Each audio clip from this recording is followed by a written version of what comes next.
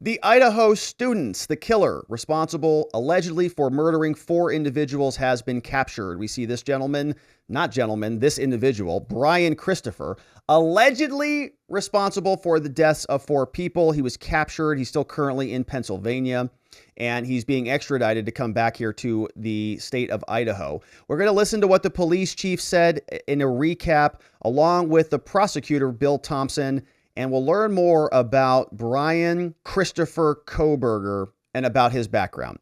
But let's get a recap from the chief of police, who tells us more about what happened in Idaho back in November. To recap this case, on the evening of November 12th, Kaylee and Madison arrived home at about 1:56 a.m. after visiting a local bar and street food vendor. Ethan and Xana were at the Sigma Chi house before arriving home around 1:45 a.m.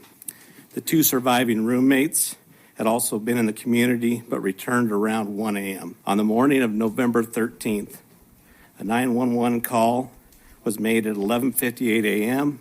reporting an unconscious person at the residence. The call came from inside the home from one of the surviving roommates' cell phones.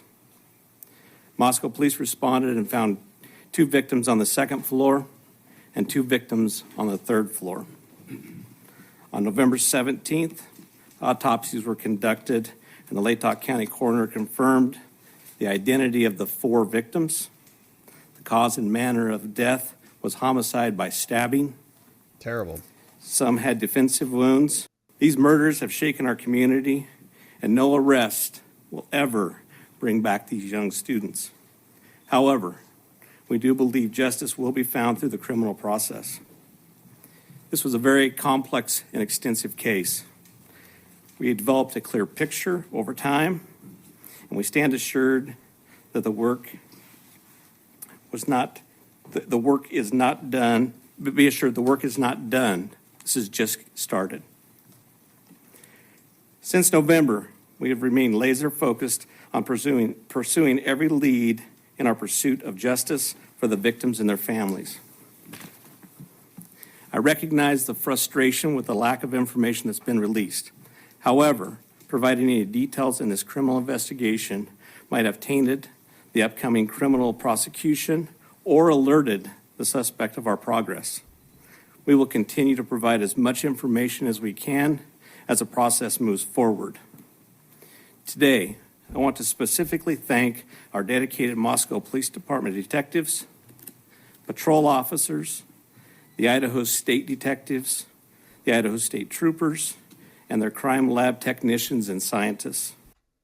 All right, so that is the chief of police. You can see he looks a little broken up. You can hear the quivering in his voice. 4 students killed. Absolutely a horrific story. And their names were Kaylee, Madison, Xana, and Ethan. You can see the 4 of them here, circled in circles, in red circles there, were murdered, as the police chief explained in his details, in his recounting of the story. The person allegedly responsible for doing it is this guy, Bryan Christopher Kohberger. We're going to learn a little bit more about him from the prosecutor. His name is Bill Thompson. He's going to tell us about the affidavit process and about the extradition process, but a little bit more from him. Now, there were some people digging up some background on him from the Twitter spheres and from the social medias. And here's what this person, definitely a scam, posted on Twitter. They say the Idaho's murder suspect, Bryan Kohberger, follows both Kaylee and Maddie on his personal Instagram account and Xana on his PhD Instagram account. So this guy's on both of 2 different. He's a follower of 3 of the victims. You see it here. Bryan Kohberger, PhD. We've got Xana is followed here.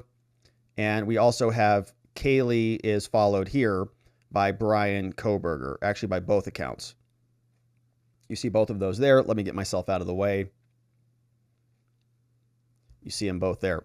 All right. So interesting, right? He's following them. That leads to some more intentionality. Does he know them? Is there a relationship there? We don't get a lot of details from the police, but people are saying there may be some sort of a relationship. So interesting. We've also got Criminology is potentially what this guy was studying as a PhD student. David Hookstead got this one, saying he's 28 years old, 4 University of Idaho students.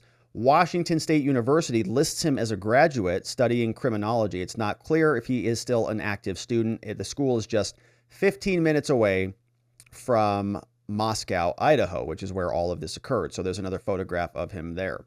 Now, criminology and a PhD study. So evidently, he had to do some PhD work on his thesis. Red Rum Media at the Red Rum Media dug this one up. Says it just gets worse. They actually got some questions from a study that he posted about on Reddit. So this individual evidently posted this 212 days ago. Says, hello, my name is Bryan, and I'm inviting you to participate in a research project. He posted this on r/xcons, which presumably is a Reddit subreddit that is for ex-convicts. He says, I'm inviting you to a research project that seeks to understand how emotions and psychological traits influence decision-making when committing a crime. In particular, this study seeks to understand the story behind your most recent criminal offense with an emphasis on your thoughts and feelings throughout your experience. In the event that your most recent offense was not one that led to a conviction, you may still participate. In other words, if you committed a crime but you haven't gotten caught, I'd love to talk to you. Additional surveys are included after the open-ended section as to best understand your unique traits. The study should take about 15 to 20 minutes to fully complete. Just a couple questions.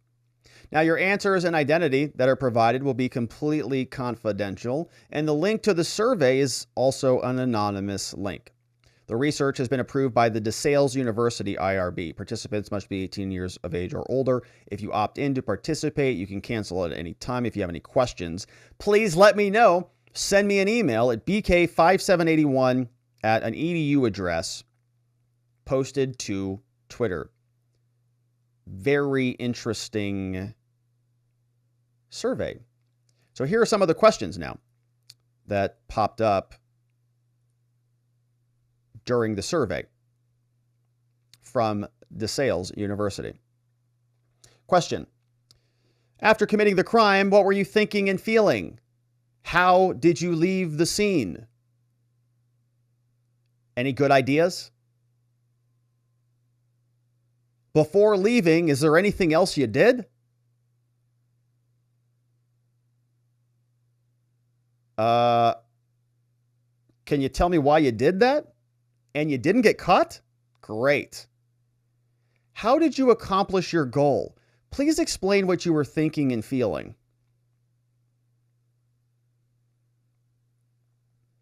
What was your first move you made in order to accomplish your goal?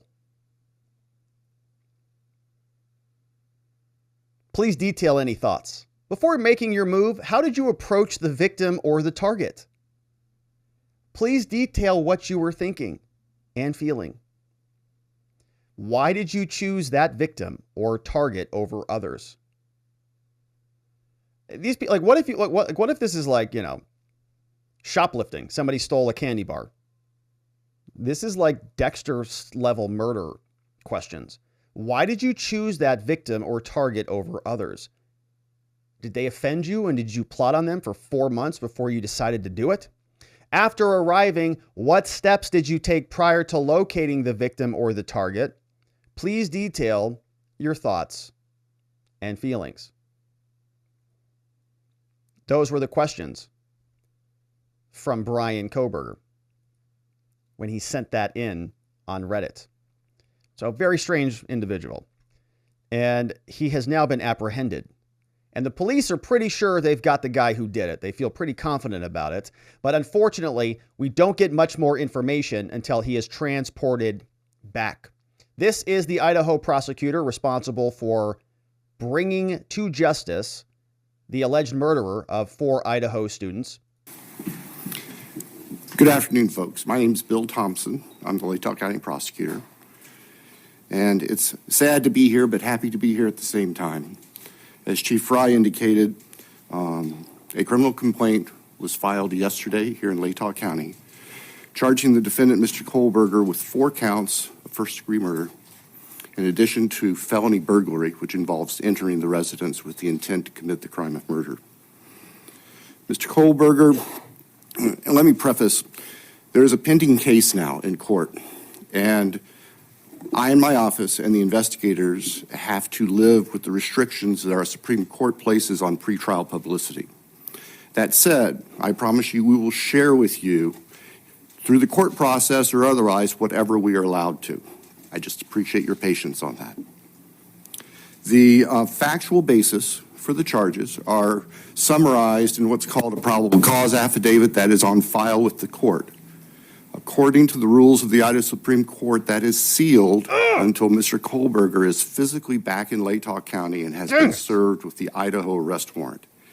At that time, we expect that that affidavit will be available to you so you can share the true facts with all of your readers and your watchers and your listeners and all of the people who are interested and really need to know what's going on. Yeah, so we want to please have see it. patience with us on that. All right. We hope to get that to you as soon as we can.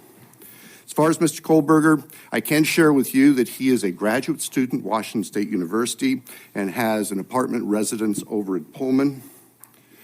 He has had an initial appearance in front of a judge in Pennsylvania. He is being held without bond, and the warrant from our magistrate judge here also provides for no bond.